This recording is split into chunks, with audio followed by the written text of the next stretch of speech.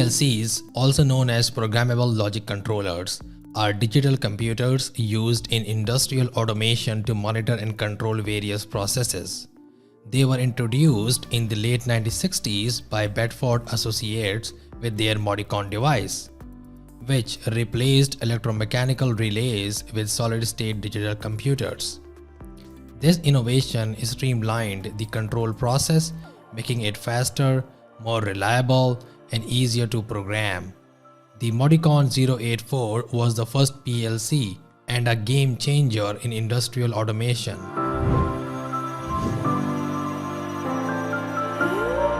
In the world of industrial automation, the Programmable Logic Controller or PLC has become an essential tool for controlling complex processes and machinery. PLCs are an integral part of modern industrial automation, controlling everything from assembly line machinery to complex chemical processes. But why do we need PLCs? Let's find out. One of the most significant advantages of PLCs is increased productivity. They can automate repetitive tasks, reducing the need of human intervention and increasing productivity.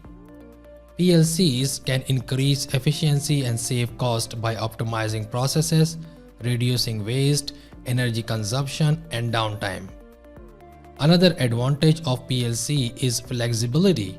They can be programmed and reprogrammed easily to adapt to change process requirements or to introduce new products or processes.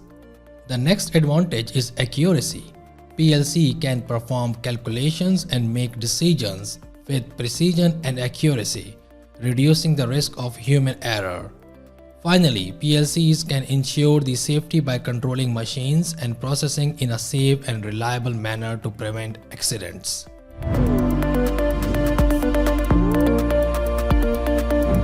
A PLC is a specialized computer system designed for industrial control applications.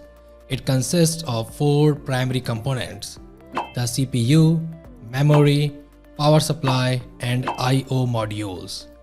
The CPU is the brain of the PLC, receiving input signals from connected input modules and performing programmed logic and calculations. The resulting output signals are sent to output modules, which control devices like motors and valves. PLC memory is part of the PLC, which stores data, programs, and information. The process of adding new information into memory is called writing, and the process of retrieving information from a memory location is called reading.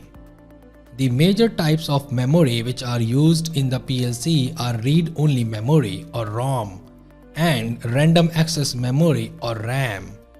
We can only read the ROM location, but it can be written.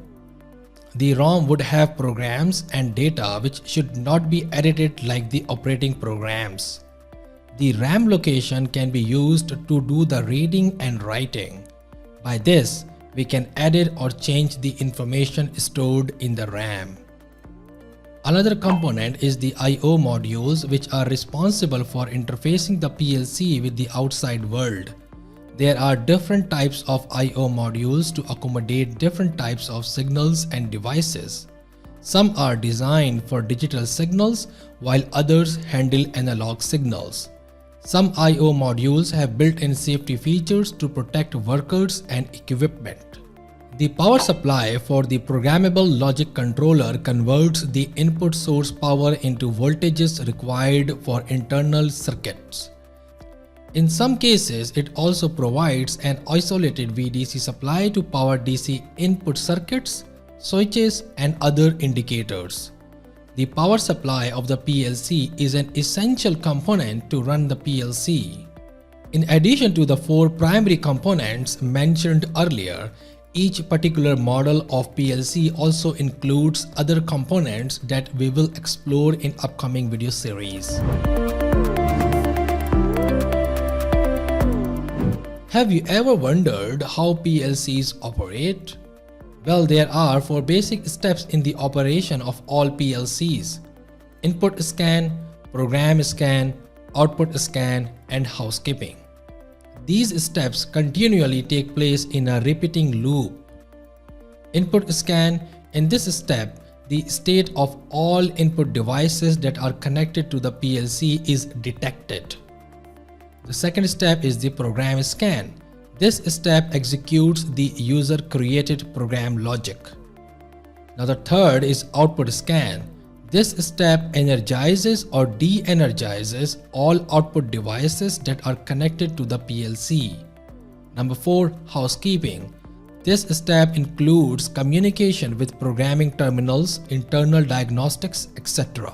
Let's take an example of how to control an electric motor using a button. Firstly, we will connect a button to the input of the PLC. The PLC will be programmed to receive a signal from the button. Whenever the button is pressed, the PLC will receive the signal and activate an output module. This output module will then send a signal to the electric motor, making it run. The PLC will continue to control the electric motor until it receives a signal that the button is no longer being pressed. When the button is released, the PLC will detect the signal and stop the electric motor from running. This is a basic demonstration where the PLC serves as a controller that oversees the input signal from a button and adjusts the output signal to the motor depending on the input signal. Although this is a simple example, it highlights the fundamental operation of PLCs. In reality, PLCs can be used to control much more complex processes in industrial automation. And that's the wrap up for our PLC introduction. I hope you found this video informative and useful in understanding the basics of PLC. But this is just the beginning.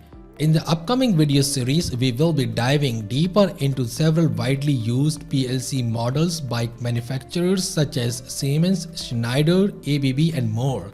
Once again, thank you for watching this video. We hope you have learned something new and valuable.